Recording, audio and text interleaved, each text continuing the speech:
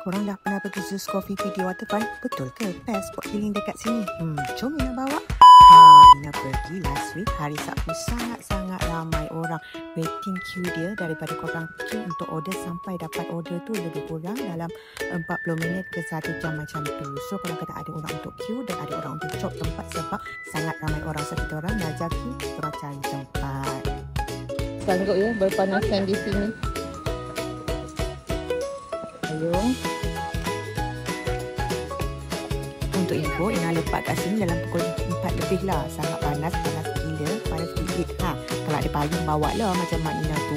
Ina sangat panas, dia tak covered lah tempat dia. So Ina rasa dekat sini mungkin untuk buat orang tengok sunset.